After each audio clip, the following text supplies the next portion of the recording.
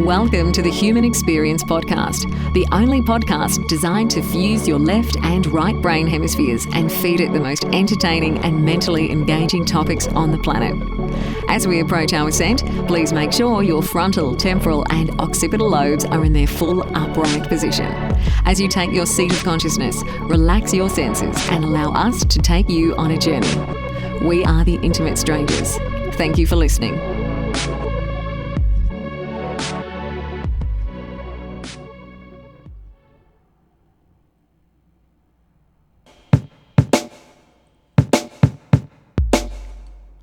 Ladies and gentlemen, welcome. Thank you so much for your presence this evening. We are going to be speaking to my guest,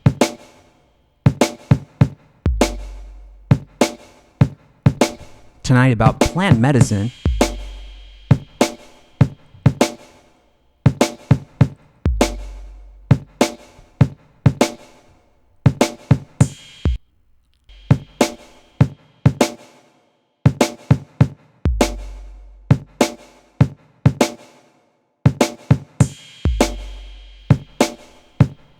Just waiting for everyone to show up here.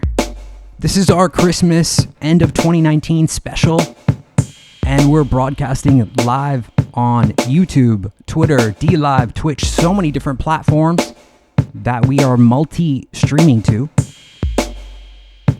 because the way YouTube is heading is just a strange place. If you haven't heard the show before, this should be something highly enjoyable for you. So welcome to the show. If you want to chat with us, simply go to allmylinks.com/thehumanxp. Click the top where it says community invite. That will let you onto the server where you can ask questions and talk to us here. So whether you're here with us live or listening to this on the podcast version, thank you so much for your presence. Sincerely appreciated. Either way, sit back, grab a drink, and enjoy this conversation.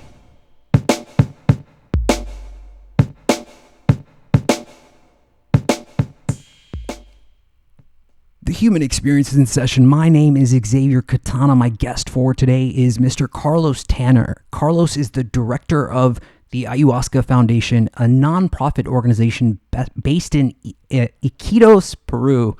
The Ayahuasca Foundation is an organization that was created in 2008 from Carlos's desire to spread the science of plant medicine and healing to the wider world. Carlos later went on to open the Risobo Ayahuasca Research Center in 2017, a research and healing center which will study the effects of ayahuasca and plant medicine on such issues such as childhood trauma, chronic pain, PTSD, drug addiction, and much more. Carlos, it's a pleasure. Very excited to have you here. Welcome to HXP.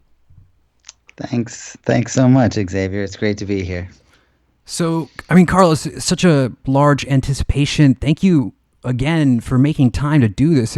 Christmas was yesterday, so it's time for the holidays, and no one really wants to work today, but I'm glad you're here and we could talk about such an important topic. But let's start sort of from the beginning. How did you get to a point where you wanted to work in this field? Yeah. Well, it's always a challenge to try to pick a place to start, when you're talking about a life path. I often say that it all started with the movie Return of the Jedi, because when I was just a little kid, I saw the Ewoks and they had a shaman. At least it was depicted as a shaman, and that became like my favorite figurine for some reason. And that was the first time I ever really knew that there was such a thing as a shaman, I guess. But later it kind of became more real for me, I guess, when I started reading Carlos Castaneda's books in high school. And then, of course, when I started experimenting with psychedelics like mushrooms in high school and then into college. I started to feel like that there was something a little bit different about me, I guess. I didn't really want to like go to a party or something. I enjoyed being out in the woods. And then my life just continued on. After college, I got a job, a career job, working as a production manager of a nonprofit. Of a news weekly called The Valley Advocate in Western Massachusetts, and that was kind of like, oh, here I am. This is going to be my life. I have my career, so I got a nice house, had a nice car. Started checking the things off of the list that we're supposed to do when we become successful. But a couple years in, I wasn't happy. I was actually like starting to feel more and more depressed, and I really felt like this was like not satisfying. This concept of success was not what I had imagined it to be, and I began drinking more, started using different drugs, not like psychedelics for exploration anymore. I started using opiates to try to dull myself, to try to tolerate the success, I guess, and that led me to kind of spiral out of control and slowly like spiral my life down into the depths of addiction. Became a heroin addict, but still worked. I was keeping my job and tolerating it by having myself be numb to it, to the dissatisfaction, until that culminated in me waking up in my car at like 2 o'clock in the morning underwater. I had blacked out behind the wheel while driving high on drugs and drunk, and had to figure out where the hell I was, climbed out the window of my car, swam to the shore, and at that point realized that if I didn't do something drastic, my life was going to end. Wow. And so the concept of success and, tolerating it, whatever, all of that didn't matter anymore. It was more about survival and becoming healthy again. Sure. And 2 weeks later, I got an email from a friend, seemingly randomly, that informed me that she was in Iquitos, Peru, that she had met these two men from Russia who had found a shaman that they were drinking ayahuasca with, and she had no idea that I had driven into the river. She, was traveling and didn't know any of that news, but decided to write to me to see if I wanted to come down. So I took that as an omen, and I booked a flight and flew down to Peru, met her, drank ayahuasca, and I guess you could say the rest is history. But the reality was that I spent the most profound 3 weeks of my life in a healing process that uncovered the traumas that were at the root of my addiction and the root of so many other problems in my life, and came to an understanding of what healing was on such a deep level, and also an expanded view of what reality is on such a deep level. And during that time, the shaman, or as they call them in Peru, curandero, whose name was Don Juan, he told me that this was my path to be a healer. My experiences in my own process were pointing me in the same direction, and he invited me to become his student and be his apprentice and live with him, and I accepted his offer. And so that was in June of 2003, and then in January of 2004, I moved to Iquitos permanently, and I lived with him for 4 years. And at the end of 3 years, I started coming up with this idea that would eventually become the Ayahuasca Foundation. Wow. I mean, it's such an amazing story. We've covered, various aspects of addiction on the show. We've had Dr. Gabor Mate. I'm sure you know who that is, and Of course. he does a lot of work, as you know, on addiction. And I mean, there's something about being here. I mean, whether it's being incarnate here or what, but there's something about being in pain and wanting to somehow mask that suffering. And according to Dr. Mate, what's happening with an addict is that they, that's what they're trying to do. They're in so much pain that they're just trying to mask that pain level they're in. I agree completely. I mean, I'm so fortunate to be able to read his work, and I'm so thankful for his contributions for sure. But that's exactly it. You know, that's exactly what it was for me as well. Like the addiction to drugs was an attempt at self-medication, and I think that's what's happening for so many people.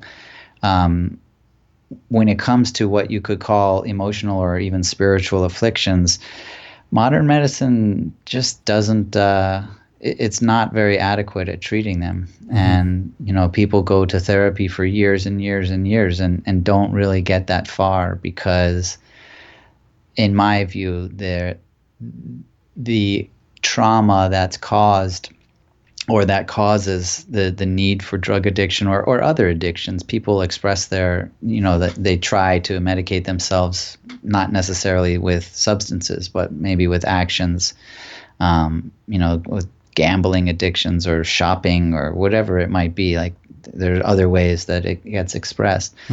But all of those causes, the root causes, which I refer generally to as traumas, they are all happening at heightened sense of emotion. There are heightened emotional states, heightened perceptive ability states, which comes from having those heightened emotion states. And so if you're just sitting on a couch and you're relaxed, then you're not going to be able to reach the depths that those heightened states allowed you to achieve. And that's where psychedelic therapy becomes so valuable. And that's why ayahuasca is so powerful, because it replicates that heightened state, except it doesn't have fear to replicate it. And so you have a controlled environment where you actually have access to those deeper levels of consciousness where the roots are planted, so to speak. And you can then pull those roots up, as in the metaphor. Yeah. I've come to look at it a little bit differently, which is using a reference of states of matter.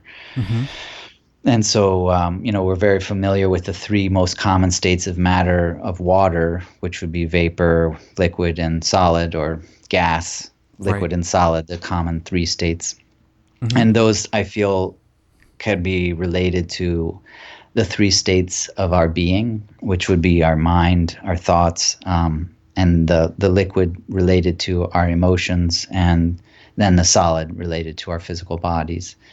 But those can also be related to the three states of matter in consciousness, the gas state being the state of ideas, and the liquid state being the state of beliefs, and the solid state being the state of truth.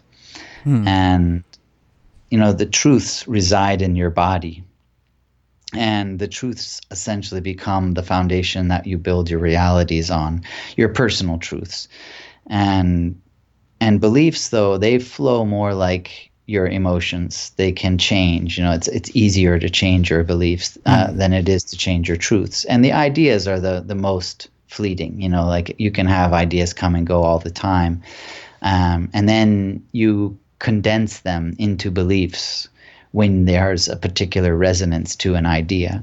And then a belief can sink down into freezing, so to speak. You can solidify a belief into a truth. But when you solidify the belief into a truth, it then begins to reside in your body. And that we would call the subconscious, because it's just much more difficult to access. It's solid, And so once you solidify a belief into a truth, it's very challenging to liquefy it again, to bring it out of the realm of solid. And that, to me, is what happens when you have a trauma. You take an idea that becomes a belief through the heightened emotional state, and then it becomes solidified into a truth inside your body. And it's just very, very challenging to liquefy, to transform that truth back into the state of beliefs and ideas so that it can be let go.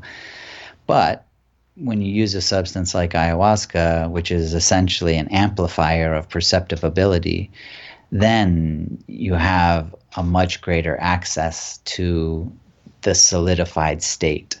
You have an expanded awareness of what is, what you are, and what the world is around you, because you can see beyond the visible spectrum and hear beyond the audible spectrum, and all of your senses can sense beyond their normal limitations of biology.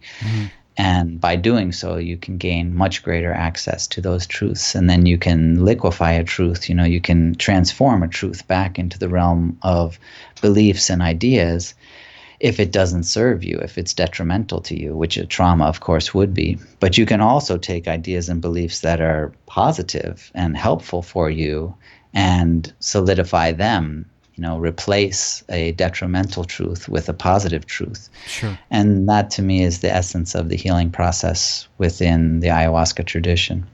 I absolutely love that analogy so much. I mean, what is the human body mostly made of is water, right? So, I mean, it's perfect. And I mean, yeah, and the cells contain memory. So, when you experience trauma, it's like the consciousness is a crystalline structure, and it does store information. And in my experience with ayahuasca, it's kind of like a closet door that's been closed and the light is off, and you forgot about it in your house, in your mind. You've forgotten it's there. And in my experience, what ayahuasca does is it opens that door, it turns the light on, and one at a time it pulls out, something that you've forgotten about, a trauma that's affecting you, and you look at it, you observe it, and you get to play with it from different angles, and somehow that affects the healing process. Without a doubt. I mean, to give the example of my personal healing experience and how it relates to what the ideas that I just put forth are, I had I feel like my life was basically very, very good. I wasn't, my parents didn't abuse me. They didn't beat me or anything. I wasn't like in the presence of, an abusive relationships in my family and my life or anything. But I did have some traumas, and so I was sexually molested in a park by a stranger when I was young, and that definitely had a powerful negative influence on my life. But there was a particular moment in my life that I completely forgot about, that I had no idea was there. And in the second ayahuasca ceremony that I attended, I relived that experience. Like all of a sudden I was 8 years old again, and I was in my room. My brother, who shared my room, was crying, and I was listening using a glass against the wall to my parents on the other side of the wall in their bedroom having an argument because my father had lost his job and they were fighting about money and finances, and I was the youngest of 4 children.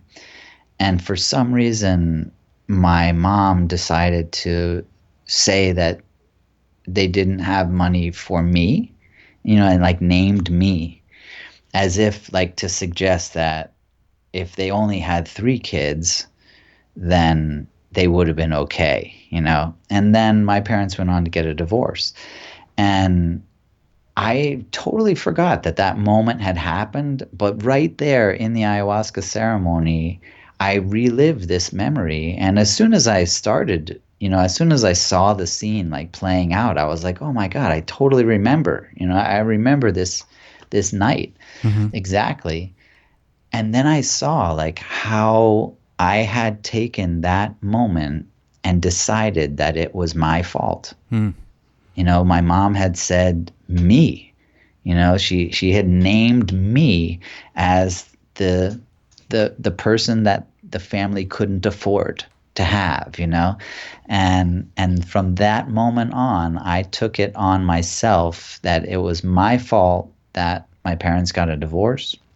And I was a burden on my family, and I began pushing away my parents' love. Like they would want to get me new clothes for school and I would refuse, and they'd want to like throw a birthday party for me and I would adamantly refuse, like, and refuse to accept any presents from them. And that like started to infect all of the relationships that I had as I got older and older. This one seed of an inaccurate interpretation of a particular incident infected my entire life to the point where I couldn't allow someone to love me when I was an adult.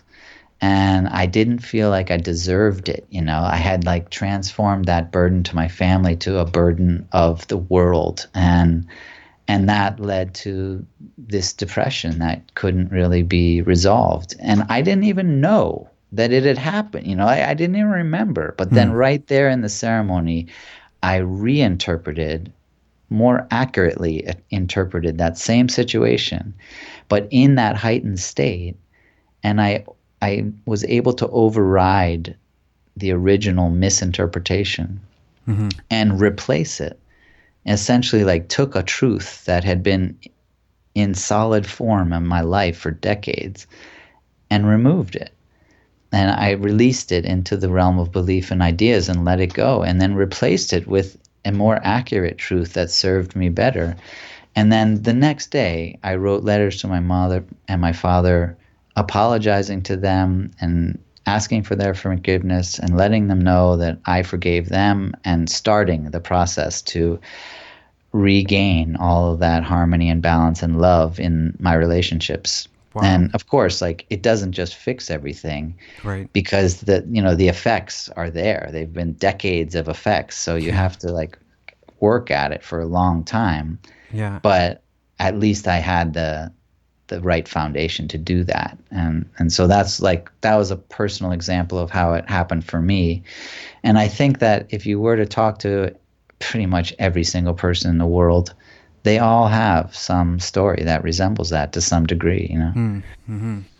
I mean, it's really interesting to me, you know, how much of a profound effect ayahuasca can have. I remember after the first time that I drank the tea, the first time I had a very deep awareness and realization that alcohol was a poison. It was poisonous to my body, and I never drank alcohol again. I still don't. I just have no need for it, you know? And I mean, there's also something about the Western paradigm of Western medicine that kind of is this sort of revolving door. You know, it doesn't seem to seek cures for patients. It seems to want to get you on drugs, sort of, you know, mask the symptoms and, you know, bring you back next month.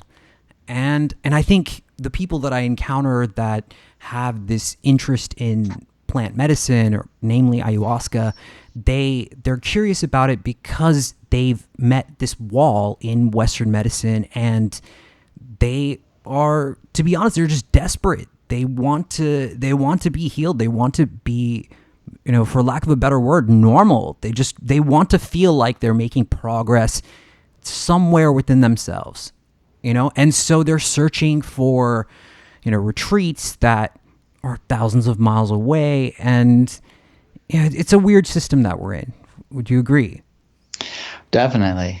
I mean, it's hard to look at where we are now and not have some level of some sort of kind of conspiracy theory, which is such a shame, you know. But I definitely feel like we had a system of medicine that was trying to bring about health and happiness for people, and that somehow was replaced by this massive profit corporate, you know, this corporatism of medicine that we have now, which is exactly like what you say, and it makes total sense. I mean, if you're a pharmaceutical company and you're trying to make money, and the way that you do that is selling medicine to sick people, you clearly do not want everyone to be healthy.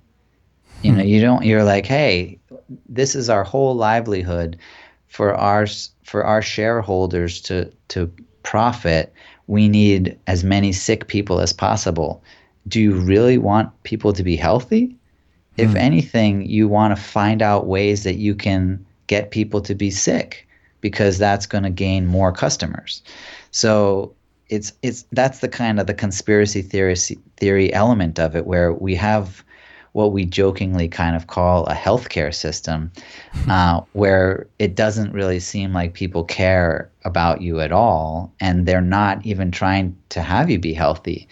And that's not the doctor, though. That's not the nurse. Like, I think that human to human interaction is like, people do want you to be healthy. Your doctor does want you to be healthy, except that they went to a school that was funded by a pharmaceutical company, and the curriculum that they studied was developed by people that sat on the board of pharmaceutical companies, and so they learned essentially to become prescribers. Right. And now in the U.S., where you see advertisements for prescription drugs, which is pretty ridiculous that we even have that, but they don't even refer to the doctor sometimes. They say, ask your prescriber for more information. Yeah. Like, just, you know, go to the guy who has to write you the piece of paper to get this because you want this drug, you know? Yeah.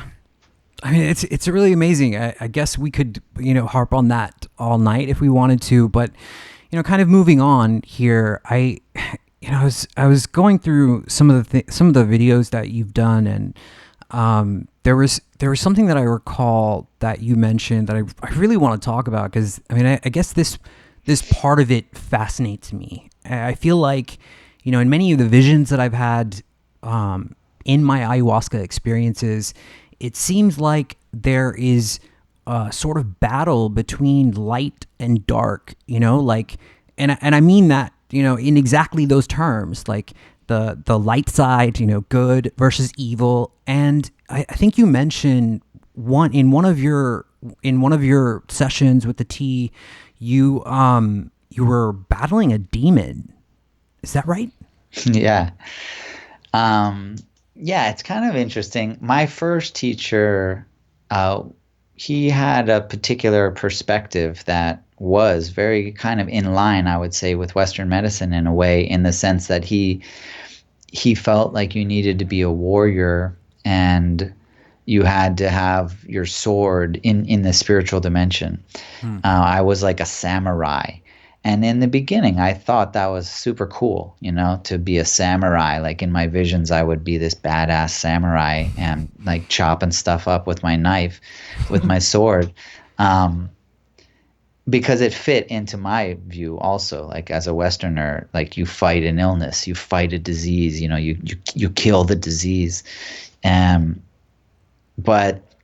so that was at that time. Like, that story, which I believe was in La Pequeña Muerte, when I was talking about that. I'm thankful. Thank you for watching those videos, by the way. But yeah, so early on, I believe that was just my third ceremony. I found a vine, like, just looked down and saw that there was a vine growing out of my belly into the ground, and decided to follow it. So my spirit left my body and like started climbing down through the earth, following this vine, and it followed it like through the earth all the way to the other side of the earth into outer space. And at the very end of it was a giant black shiny pterodactyl.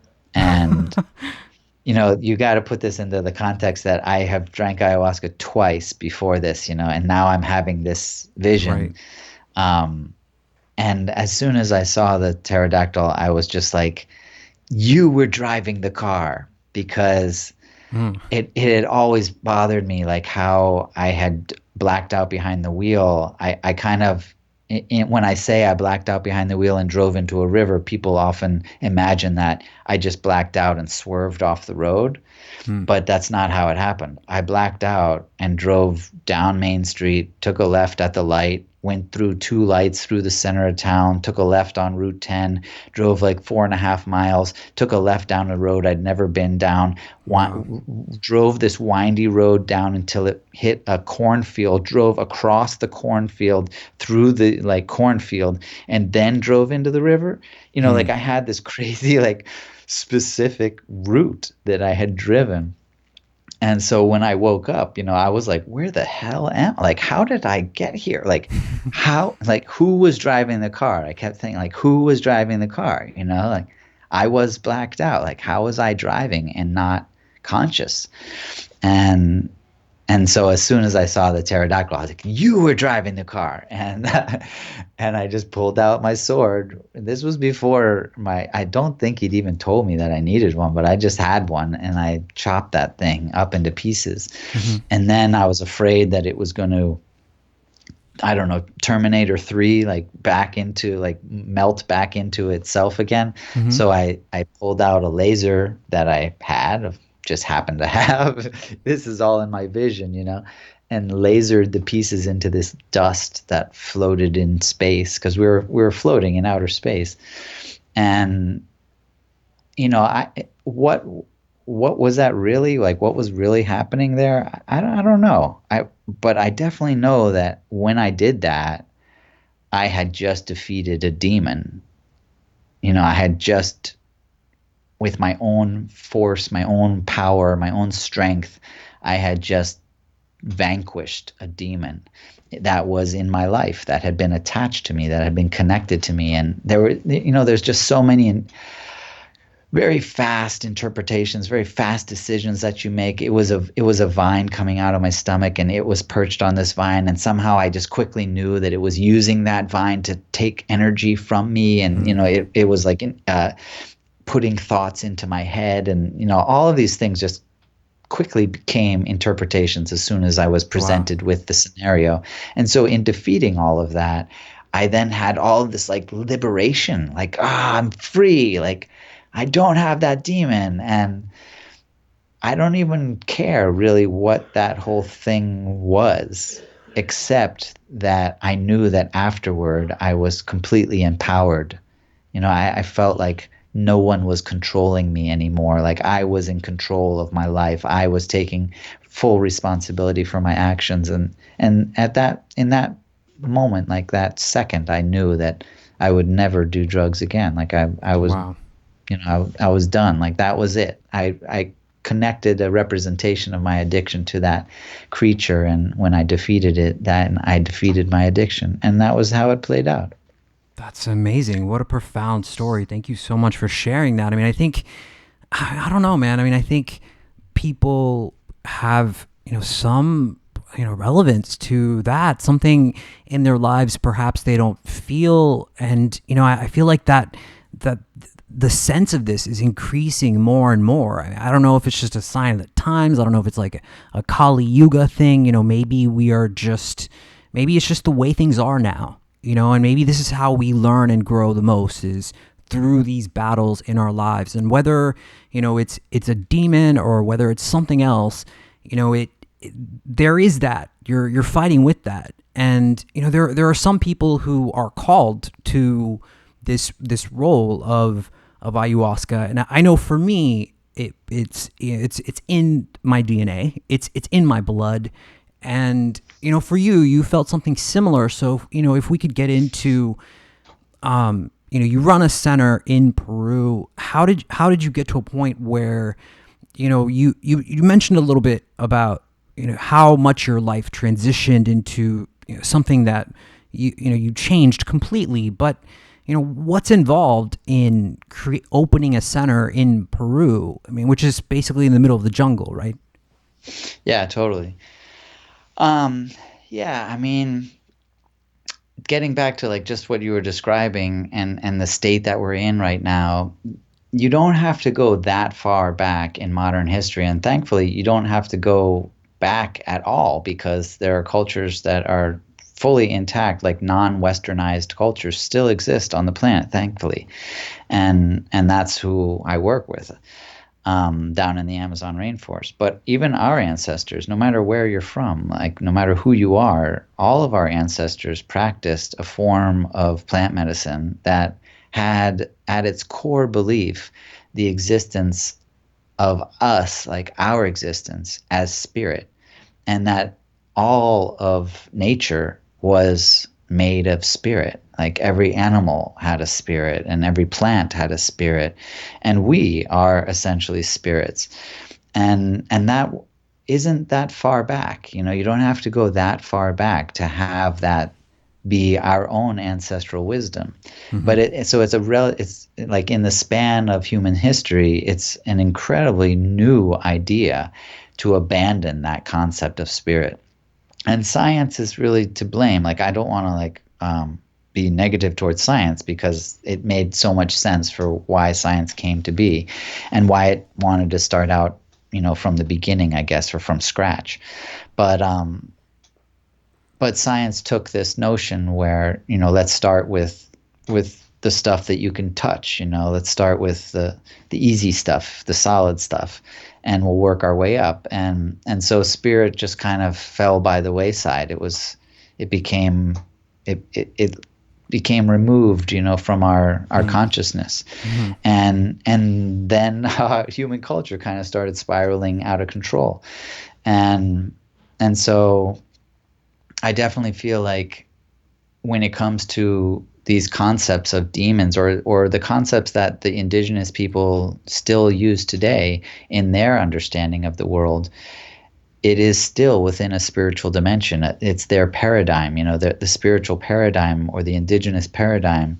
And we don't have that. And I don't think it's coincidence that we don't have a spiritual paradigm and we are all suffering from depression. We are, and it fits consumerism perfect. Like the corporatism, like, oh, you feel like you're empty inside because you don't have the understanding of what you're truly filled with, which is love and spirit. Then buy stuff. Go buy something. Yeah, right. Exactly. And so we're all coming to find that now, though. We're all kind of waking up to that. And like you were saying, we're all starting to feel this intuition that we need to get back to what our ancestors were doing. But unfortunately, we don't have that. I don't have the ability to go see where my ancestors, nobody's doing it anymore. It's forgotten, it's gone. And so we're traveling to the distant places left on the planet where those ancestral traditions are not gone. Sure. And where they're still being practiced. And so thankfully that they are being practiced. Right. And now even science is coming around. It's kind of coming full circle to the point where even scientists have to acknowledge that there is certainly something beyond what our normal understanding is, and that there's whether you want to call them dimensions, although that's certainly being a word being used by science now, that there are many, many dimensions that are existent, but we aren't able to perceive them due to our biological limitations. Like we're even within our scientific paradigm, we're coming around. It's just that those details of that aspect of understanding within current science is not permeating into general consciousness the way that like biology is or chemistry is, But I think that that's just a matter of time. And I feel like there's a coming together now where you have science actually looking directly at ancestral traditions and basically opening up to a new understanding that hopefully will be permeating the future of humankind and be what brings us back to harmony and balance. And that's where, to get all the way back to your original question, sure, I don't feel like I did much to start the Ayahuasca Foundation or to start the research center or, all of that. It just played itself out, I just kind of followed the path. Like I just did what I was supposed to do. That's what it always has felt like. And so now, like looking back, I look back and I'm like, wow, this is incredible. Like, this is so great that this happened, you know? But I can't really say that I did that much. Of course, you know, I made decisions. I acted, and I had faith, and I trusted. But all of the people that it took to make the Ayahuasca Foundation, and all the people that it took to get the research projects and the funding from the UK government and all of that, you know, like, I didn't do much. Those people just showed up, you know, Mm-hmm. and I believed in it. Like, I believed that it was going to happen. And the reason I believed in it is because Spirit told me, you know, like, I had ayahuasca showing me the way. And then I had the bioluminescent tree Noya Rao, like, literally just setting it all up for the research. The research center belongs to a tree. What do you mean? It's so true. But I basically received an email in 2013 saying, hey, we're a charity organization in the US called the Granttown Foundation, and I'm so thankful for the Granttown Foundation. I encourage anyone to like check out their website, granttown.org. I'm so thankful for them. And they offered to fund the building of a research center if I would build it. Wow. And I knew it was going to be a huge project. And so, to help me make that decision as to whether or not I should do this, I went into the jungle and I did a diet with a bioluminescent tree called Noya Rao, a tree that's leaves glow in the dark. And if you're watching on YouTube, there's a picture on the right-hand side of my teacher, Don Enrique, up above, and down below there's some blue leaves. There's a photograph of the leaves that are actually glowing. Yeah. And so I did a diet with this tree, which essentially meant that I ingested it, and I chose to fast. So I fasted for 8 days. And so I only ingested the extract of a root, of the root of this tree, and nothing else for 8 Wow. days. And I connected with this tree. And so when I walked out of the jungle, I had drawn the architectural plans for the research center on a piece of paper with a pen.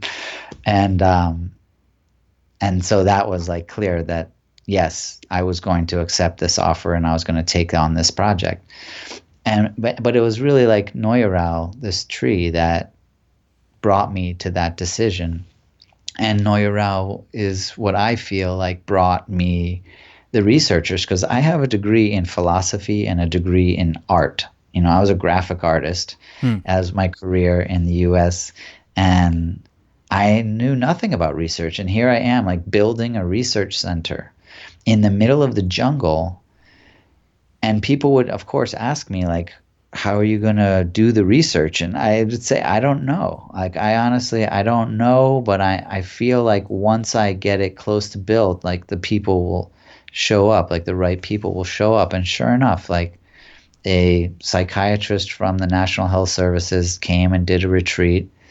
And he had met one of my facilitators randomly in like a bar in Costa Rica or something. And he did a retreat. His mind was blown. He went back and he took it upon himself to write up all the grant proposals, and he won the grant from the National Health Services. The UK government actually gave him the money to set up his research. That's and incredible. So all we did was host it. And then Simon Ruffle is his name, and Nigel Netzban, the two of them came and they set up their own research and they did it. And the findings are stellar, and they're going to be published in the next couple months. But I just, like, 2 weeks ago, I was with them looking at the results that they just finally, like, finished compiling all the data at the end of this year. And it's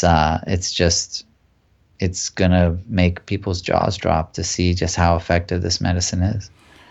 Wow. I mean, there's so much there, Carlos. I don't know how to package that or unpackage it. I mean, okay, so, I mean, this bioluminescent tree that led to this sort of enlightened state of consciousness where, you know, you're inspired to draw out the blueprints for, you know, this, what would be the center that you're doing all this research in, and, you know, this grant that you got, and the people kind of appearing in your life as they needed to. And I fully prescribe to that same idea that, And it's kind of how I built this show, and everything around here is, the people who are supposed to sort of appear, do, and it's always kind of been that way. And not to say it's not a struggle, it's not hard. It is really hard to do what we're doing, but we push forward. I want to get into love. You talk about love and forgiveness. If you could touch on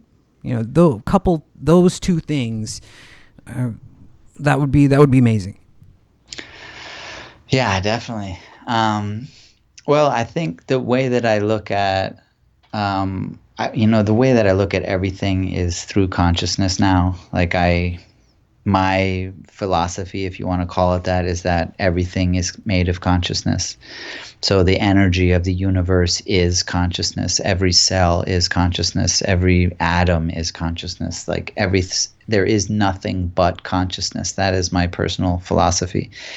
But of course, there's so many different kinds of consciousness, just like we were talking about states of matter. And ultimately, those states of matter could be described as frequencies. Like a lower frequency will put you down into a more solid state of matter, and a higher frequency of vibrational energy would put you in a higher state, like a liquid or eventually gas, or the highest of all, the plasma state, which I didn't really talk about, which is to me spirit and consciousness, in that reference before that I was making. And so love is in the realm of the highest vibration. And so if you picture a wavelength, like a line that goes up and down, and you picture one that goes up and down with, very, very close to each other. So the peaks and the troughs of that wave are so close to each other that it almost just looks like a band. That is the frequency of love. And so musically speaking, like if you have a note and it has a frequency, it will sound good if it resonates with another note that has a symmetry to those peaks and troughs in their vibrational frequency. Mm-hmm. But love you can't not be in harmony with it. There's so many peaks and so many troughs that no matter where your vibrational frequency is, it's always going to resonate with love. And so when you're in a state of love, everything is in resonance, everything, fits, everything feels right. Nothing feels wrong when you're in that state. And we fall out of that by thinking that love is something that we have to get from someone else. Mm-hmm. And that to me is part of the sad state we're in, where we don't have spirit as our core identity. Like I was mentioning before, we think that we're individuals that are bodies, and therefore we are alone essentially in the world. And even though we have relationships, we are always alone as a body. But when you have spirit as your core, and everything has spirit as its core, then you have this universal spirit that you're all a part of something. And the simplest term for that is nature. We talk about nature as if it's something outside of ourselves. It's very common to say, I love being in nature. But we rarely say that we are nature. And yet we are. Of course we are. We are walking on this planet as animals, and every other animal is nature, but not us. And that's just inaccurate. And so if we could get back to an idea that we are nature, then I think very quickly we can get back into the state that by loving nature, which I think is a pretty easy thing to do. When you see a beautiful mountain or a beautiful stream or a waterfall or just a flower blooming or hear birds chirping, or even when you see a child smiling, it still has that aspect of nature. If we include ourselves in that, then we can easily bring that love to ourselves and feel that love from nature, because nature loves us the same way it loves every tree, every plant, every animal. And I know that might sound like some hippie crap or something, but but it really is the reality. Like, that vibrational frequency of energy is permeating all of existence. But our consciousness is so powerful that we can deny ourselves that. And in the same respect, like, you got to where you are because you felt that you trusted this vision. You had a vision and you knew it. You like knew that this was going to be it. And to the point where even if there was an obstacle, you were going to find a way around that obstacle or through that obstacle because you believed in it. Right. And that's what it was for me too. Like, I was building a research center and I had so many problems. I mean, it got hit by lightning at one point, like crazy stuff happened. But I just knew to such a degree that it was meant to be, that I just persevered. I just did what I had to do. And I think that every success story has that underlying theme that people just knew. And that's why they were able to persevere. And when an opportunity comes and you don't have that belief, then it's very easy to say, nah, that could never happen, Oh, that door could never open for me, kind of mentality. And then you just don't walk through the open door, or you don't allow that opportunity to reveal itself, or to, provide the gifts that it is there to provide. But when you do believe in it, then you're ready to step through that door. You're expecting it. You're just like, oh, well, an opportunity is going to come. I know it will because I believe in this. And that, to me, is the result of reconnecting with nature and allowing yourself to bring yourself up to that resonance of love and that frequency of energy. Yeah, I mean, that's such a powerful statement. I think that realizing, love is within ourselves, and I think so much of something that happens is that people are seeking that connection so much with someone else and looking for something that's already inside of themselves as, I don't know, as a means to get it, through someone else's validation or acceptance, or maybe it's like a neurological thing that happens in the brain. But, even that is short-lived, until you find out that when it comes from yourself, it's the most lasting and the most pure and the most real. But, unfortunately, the way our culture is set up, it's not very aligned towards demonstrating or showing you that, that love is within yourself. I mean, even with, this idea of, Christmas and consumerism and the way the pharmaceutical industry is, I mean, there's so many different adversarial sort of avenues that a human being can experience when, you're just living an ordinary life and you're trying to get by. And, especially this time of year, I think it really affects people. They look out at, they look externally at the lives of others. Maybe it's on Instagram, maybe it's on Twitter, whatever, wherever it is, but you're comparing your life to theirs. And you're thinking in your mind like, oh, okay, well, this guy has it, this person has it made. This person has everything that I desire and want in my life. And then somehow you just feel like crap because of that. I recently had someone tell me exactly that they just don't feel like they're in the right place in their life because, everyone else around them seems to be more put together. But that's just, that couldn't be further from the truth. That's just not it's a fault. It just appears that way. Would you agree, Carlos? 100%. I mean, that's where I sum it up by just saying nature knows, but I spend a lot of time in the Amazon rainforest, and I mean, like, in the jungle, and the trees, the forest, like the whole environment, it just always has the answers, like every answer, and yet comparisons are just futile. Like, in nature, you would never say, "Oh, the pine tree is so much better than the oak tree." Like you would never. That's kind of a ridiculous thought. The pine tree is what it is. The oak tree is what it is. They're totally different. The pine tree has all of these qualities, and that's so cool. And the oak tree has all these qualities, and isn't that cool? And that's how it is with nature. But for some reason, when we want to compare ourselves and try to make that claim, we want to like try to say like, oh, that one's better and I'm not as good, or I'm better than that one. And it's kind of just useless. And that to me is another example of how reconnecting with nature, like looking at trees and plants and seeing how they do it. Like they've pretty much perfected it, They've got life down. They're not questioning their realities much, They're not wondering if they're worth their value.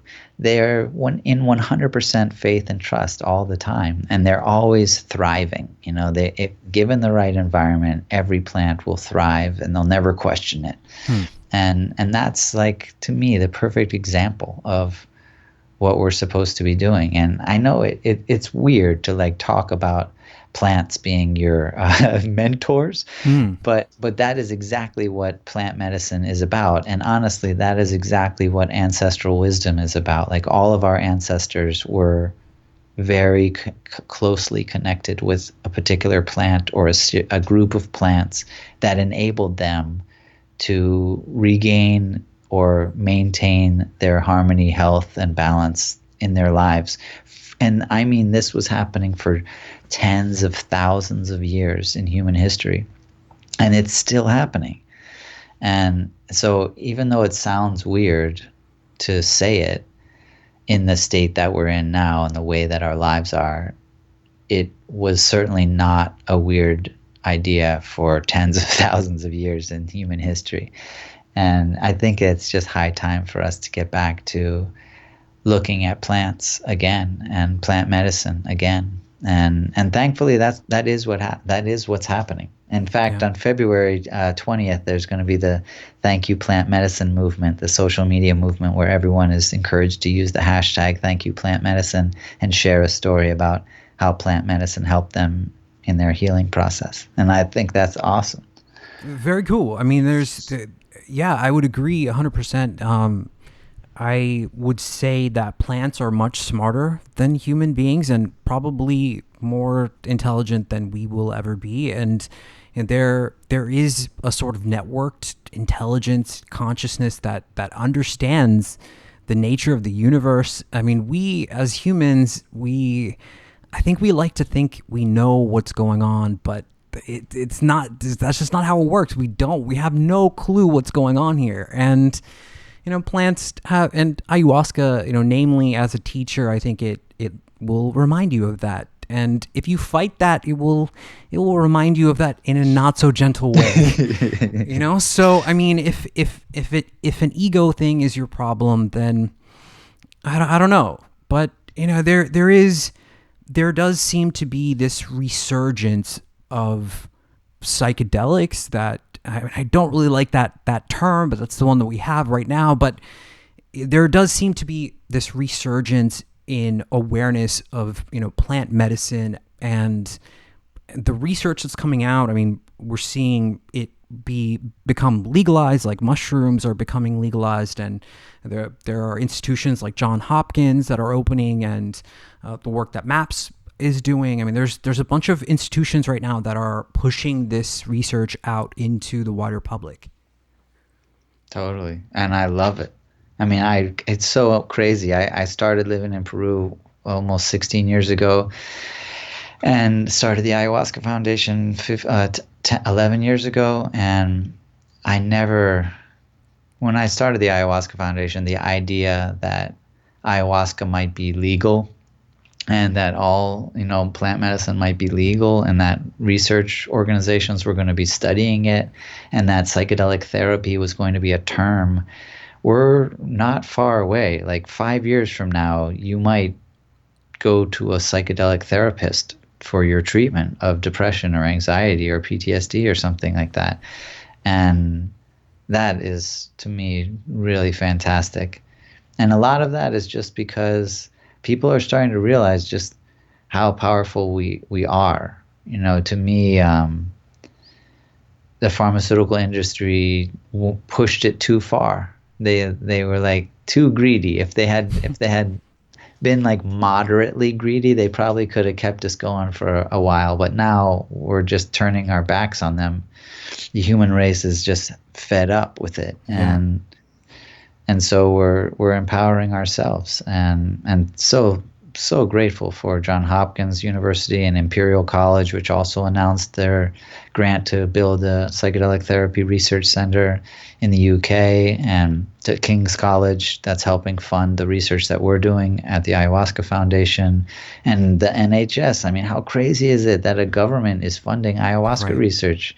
That is the It's future to amazing. me looks bright. It looks very, very bright. And people are returning to using plants the way that their ancestors did, and not, they're not going full native, so to speak. It's being blended with the developments that we have made, because it's not like modern culture was total crap. Hmm.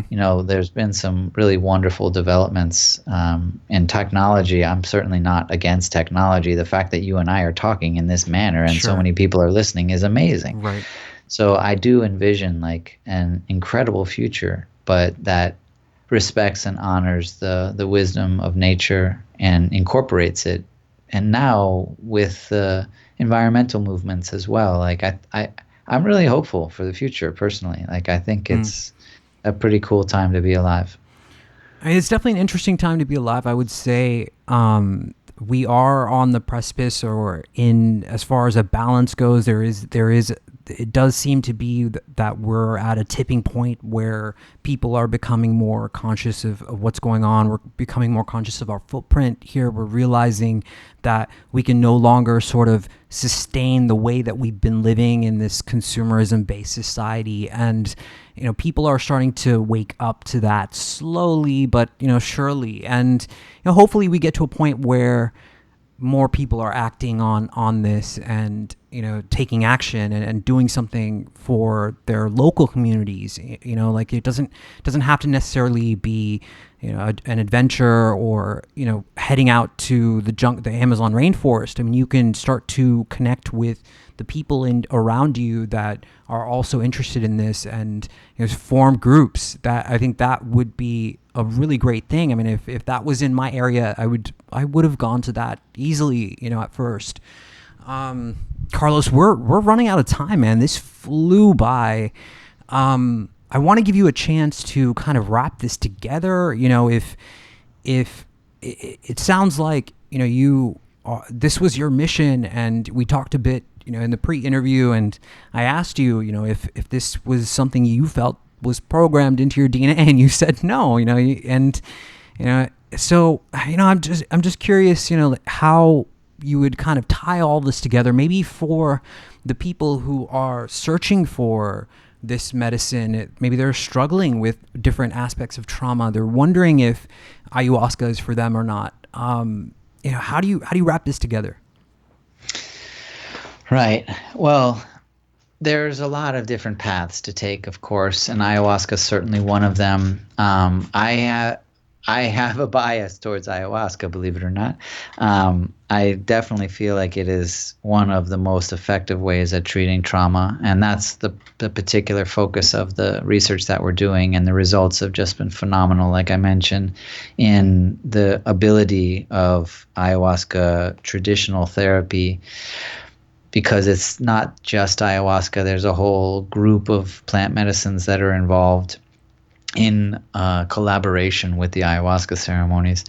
But to me, like I said, it's all about nature, and like you were talking about, you don't have to go far to connect with nature. There's a park if you live in the city. There's your backyard if you live with a backyard.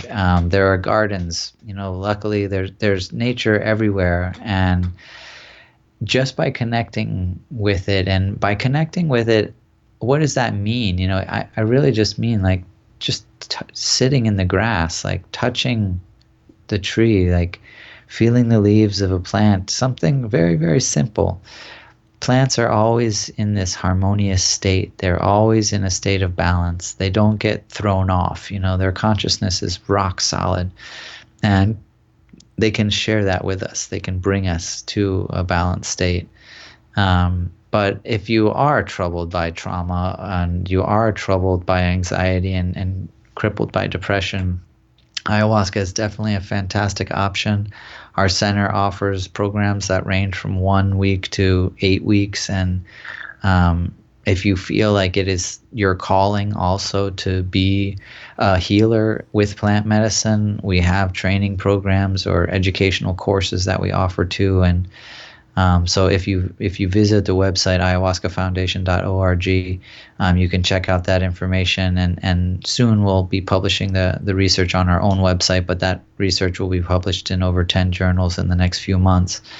But beyond all of it, like I think that my greatest advice would be to try to condense the ideas of trusting in nature and trusting that you are a part of nature and that you are on the right path. Sometimes we can feel lost, and sometimes we can think that we're totally going in the wrong direction. But having trust in everything working out, it will help you put one foot in front of the other and start moving forward. And so there are these little things that we can do, and trusting in the process, trusting that it will all work out, putting your faith in something bigger than yourself, which I think is nature, which you are, will be helpful in allowing you to figure things out, allowing you to find the right path for you. And it's all going to work out. Like, I guarantee it will all work out. That is an important perspective, I think, to have, just to like you said, to put, one foot in front of the other. And a lot of people need that. A lot of people need just to find the ability to do that. Carlos, where can people find your work? Yeah, like I said, ayahuascafoundation.org is our a nonprofit organization, and we have programs that you can check out on that website. I do have a YouTube series that's also Ayahuasca Foundation on YouTube, where I just did this year a 10-part series on lessons of ayahuasca, things that you can do in your life today that were taught to me by plant medicine. And yeah, I am always available. So if you ever want to write to me, you can reach me through the website as well, through the Contact Us page, and I'll definitely respond. And I also am happy to do calls if people want to speak with me in person. Perfect. Carlos, I sincerely appreciate your time. Guys, that's going to wrap it up for us here at HXP. Wow. I mean, we didn't drop any packets or any frames tonight. I was really happy at the quality of the stream, and I appreciate everyone that was here. I know it's the holidays and everyone's with their family, so I sincerely appreciate it. If you're listening to this on YouTube, make sure you click like and subscribe to the YouTube channel. If you're listening to this on the podcast version, maybe leave us a review, positive or negative. I definitely read all those. If you want to join the community, get to allmylinks.com/thehumanxp, and there is an invite code at the top of that. You can come and join us. Thank you guys so much for listening. We will be back here next week. I didn't take any time off at all for you guys. So we will be back on January 2nd with a fresh episode for you guys. Thank you guys so much for listening. We're going to get out of here. Good night.